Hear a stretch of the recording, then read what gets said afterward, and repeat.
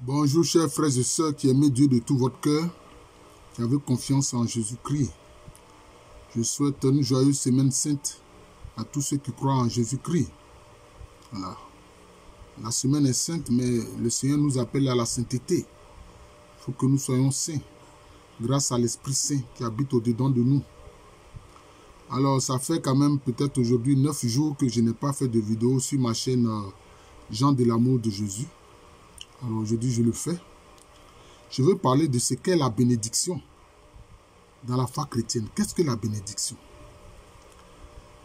Dans le mot bénédiction, vous avez bien. Peut-être je ferai aussi une autre vidéo sur ce qu'il faut entendre par malédiction. Dans malédiction, vous avez mal. Donc, la bénédiction, c'est les biens qui nous sont accordés. Et ces biens sont multiples. Ces biens peuvent être matériels. Ces biens peuvent être moraux. Ces biens peuvent être spirituels. Ces biens peuvent être sociaux, etc. Mais il y a eu quelquefois un évangile qu'on a appelé l'évangile de la prospérité qui a beaucoup mis l'accent sur l'aspect matériel. Non, il n'y a pas que ça. Il y a des gens qui sont maudits, qui sont avec le diable, le démon, mais qui ont une prospérité financière et matérielle. Vous voyez, donc il ne faut pas s'arrêter à ça. Vous voyez, mais qu'est-ce que la bénédiction dans la foi chrétienne, dans la relation avec le Christ Jésus? Qu'est-ce qui a été dit d'Abraham? Que par lui, toutes les nations seront bénies. Il est béni de Dieu et par lui, toutes les nations seront bénies. Mais est-ce que la bénédiction d'Abraham s'est faite sans épreuve? Ah, voilà le problème de la question de la bénédiction dans la foi chrétienne. Cette bénédiction multiforme s'accompagne aussi d'épreuves. S'accompagne d'épreuves. Abraham, Dieu l'invite à quitter sa maison, à quitter sa parenté, à quitter son pays. Mais s'il a totalement quitté sa parenté, il est parti avec Lot. Et il a subi beaucoup d'épreuves en chemin. Il a subi beaucoup d'épreuves en chemin. Et l'une de ces épreuves, c'est que Dieu lui veut voir si il aime plus Dieu que son fils Isaac, qu'il a recherché pendant si longtemps. Et que ce fils de la promesse, Dieu lui a donné. Mais c'est parce que Abraham a compris que Dieu a la capacité de réveiller les morts. Et que de toutes les façons, il lui a donné Isaac, alors que lui, physiquement, il était incapable d'avoir un enfant. Son épouse Sarah était physiquement incapable d'avoir un enfant. Donc il a compris que Dieu peut tout. Dieu est tout puissant. Rien ne lui est impossible.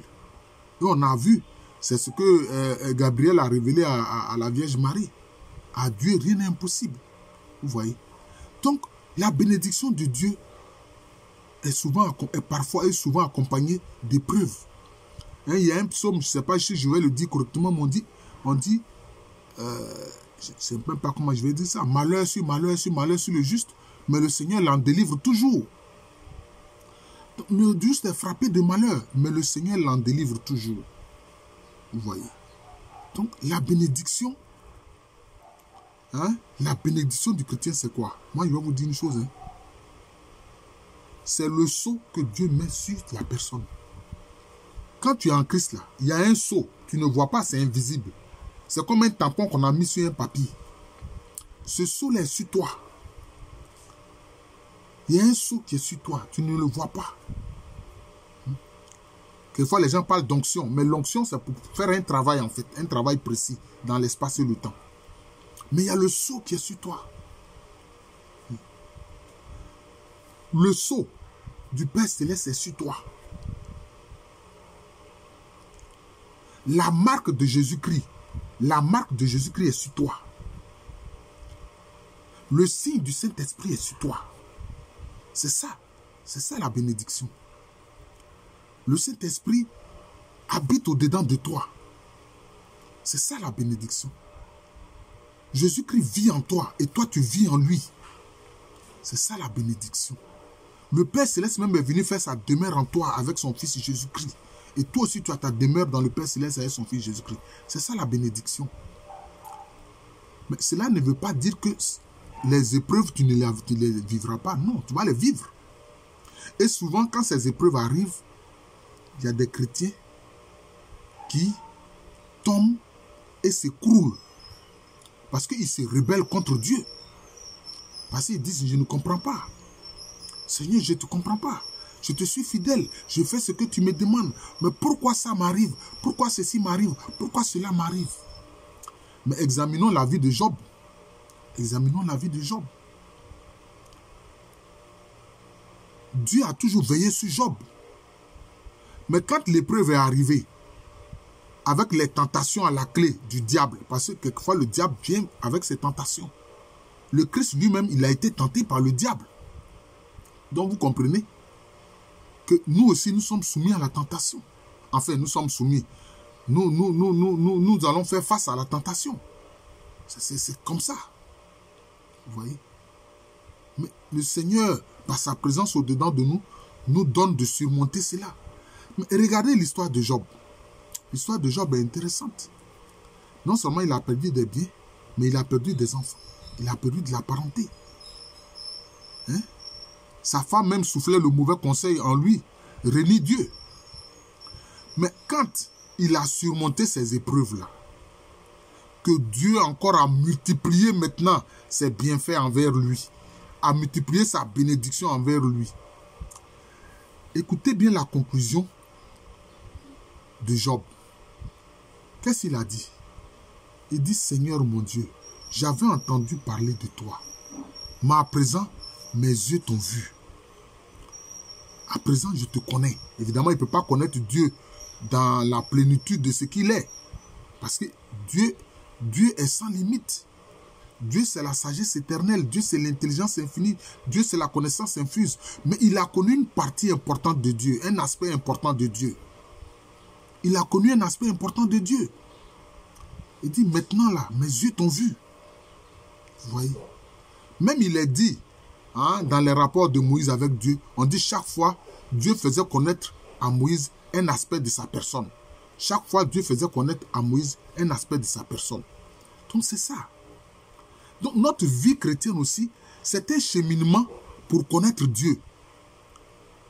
Pour connaître Dieu. De ce qu'il veut bien nous faire connaître. Est-ce que vous comprenez? De ce qu'il veut bien faire nous connaître. Nous ne connaîtrons pas Dieu totalement. Mais nous savons une chose, le Père Céleste nous a aimés. Nous savons une chose, à cause de cet amour-là, Jésus-Christ, sa parole éternelle, est venu nous sauver. Et puisque Jésus-Christ nous a sauvés, que nous avons reconnu que c'est lui, notre sauveur et notre rédempteur, le Saint-Esprit est venu habiter en nous. C'est ça. Mais j'ai dit où? Et regardez vous-même. Le livre des Actes des Apôtres. Étienne, le premier martyr de l'Église. Au moment où il était environné par cette foule hostile de gens qui voulaient le tuer, qui ont fini par le tuer, qu'est-ce qui s'est passé? Il a levé les yeux au ciel. Qu'est-ce qu'il a dit? Il dit, il voit le Seigneur Jésus-Christ debout à la droite de la majesté divine. Les gens ont bouché les oreilles parce que pour eux, il a blasphémé. Pour eux, il a blasphémé. Mais Jésus était debout là. Étienne le voyait. Mais est-ce que Jésus ne voyait pas Étienne? Mais pourtant, qu'est-ce qui s'est passé? Étienne a été lapidé, il est mort. Étienne a été lapidé et puis il est mort. Vous comprenez? Mais Étienne a témoigné de Jésus-Christ jusqu'au bout. C'est aussi cela la bénédiction. Témoigner de Jésus-Christ jusqu'au bout. Face à l'adversité, face à la mort, face aux menaces, face à la persécution.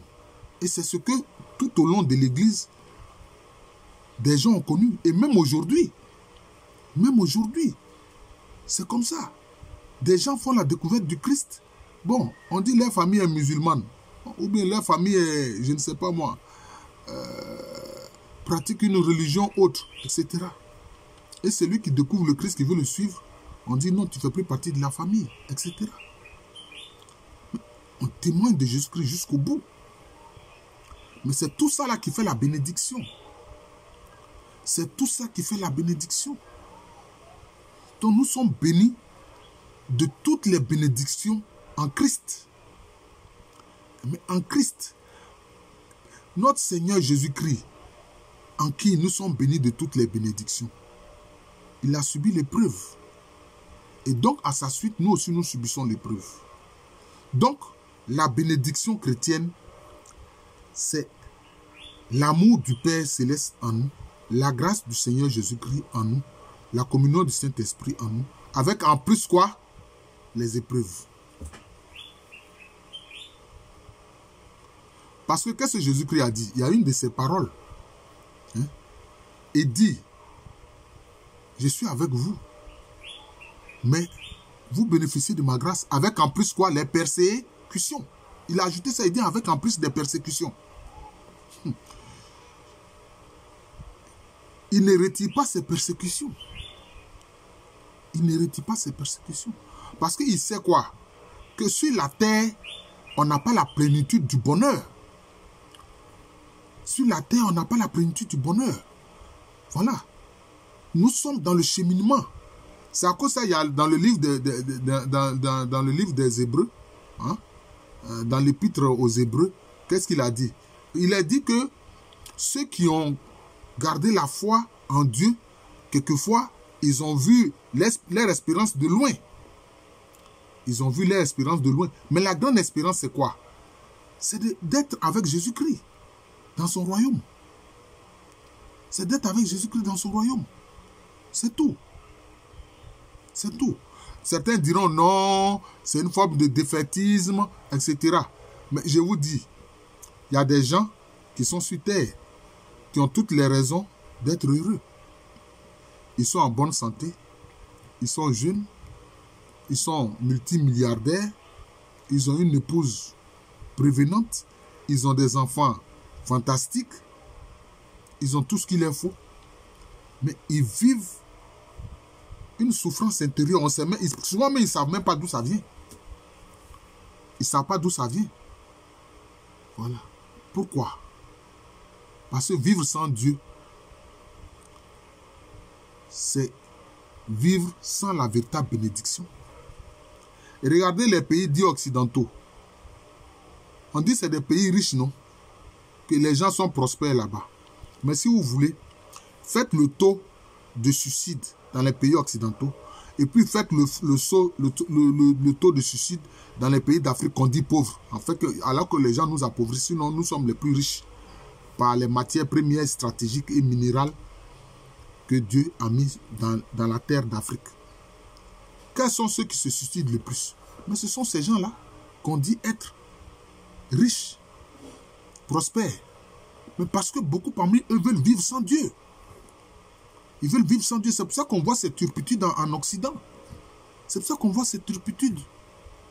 Homme pour homme, femme pour femme, hein, changement de sexe, euthanasie, c'est-à-dire que décider d'aller se suicider par une assistance médicale, etc. Tous ces désordres viennent d'où?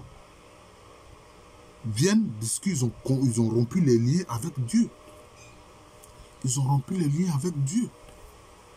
Ils n'ont plus d'espérance. C'est des désespérés. Donc, chers frères et sœurs, c'est pour vous dire simplement dans cette vidéo que la bénédiction chrétienne s'accompagne assez souvent. Bon, si ça ne vient pas, c'est tant mieux, mais ça s'accompagne assez souvent de l'épreuve. Mais quel est le but de l'épreuve? C'est pour mieux découvrir le Seigneur. Le but de l'épreuve, c'est pour mieux découvrir le Seigneur. C'est comme ça. C'est ça le but de l'épreuve. Et quand on a subi l'épreuve et qu'on l'a surmontée avec la grâce même du Seigneur, qu'est-ce qui se passe? Alors on a une connaissance importante du Seigneur. Seigneur, j'avais entendu parler de toi, mais mes yeux t'ont vu. Ça, c'est Job, ça. Vous voyez. Qu'est-ce qu'a compris Abraham? Dieu est tout puissant. Il est tout puissant. Même si son fils Isaac meurt, Dieu a le pouvoir de le réveiller de la mort. Mais en fait, sur ce plan-là, nous on parle du sacrifice d'Isaac, mais en fait ce sont les Juifs qui ont raison. Et ils parlent de la ligature d'Isaac, parce que finalement Isaac n'a pas été sacrifié, il a été seulement lié et puis mis sur l'autel. Donc, c'est la ligature d'Isaac. Et parmi nous, vous qui m'écoutez, qui êtes en train de m'écouter, vous subissez l'épreuve. Mais même au cœur de votre épreuve, le Seigneur est présent. Au cœur de votre épreuve, le Seigneur est présent. C'est au cœur de l'épreuve même que le Seigneur se fait plus présent. Mais souvent, nous sommes tellement traumatisés par l'épreuve que nous ne voyons pas que le Seigneur alors se fait plus proche de nous. C'est cela, chers frères et sœurs. La bénédiction chrétienne, ce qui est fantastique, c'est que Dieu, le Père, a son sceau sur nous.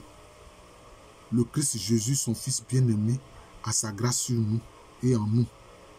Le Saint-Esprit, sa communion et sa puissance est sur nous et en nous. C'est ça l'essentiel. Le sceau de Dieu est sur nous. La marque de Dieu est sur nous. Le signe de Dieu est sur nous. C'est là l'essentiel. Et qu'est-ce que Dieu fait? Dieu fait en sorte que nous ne manquons de rien. Il dit, je ne manquerai de rien. C'est ça qui compte. Jésus-Christ lui-même, qui est riche, qui était riche de toutes les richesses sur terre. Mais est-ce qu'il a cherché à s'accaparer des biens? Pour payer un impôt, qu'est-ce qu'il a dit à Pierre? Il dit, Pierre, va pêcher, tu vas attraper un poisson, tu vas regarder dans sa bouche, tu trouveras des pièces d'argent, tu payes mon impôt et tu payes ton impôt. Vous comprenez? Donc voilà. Voilà. Voilà. Je vous remercie. Je suis le frère Jean de l'amour de Jésus. C'est mon nom spirituel. Jean de l'amour de Jésus, c'est aussi le nom de cette chaîne YouTube.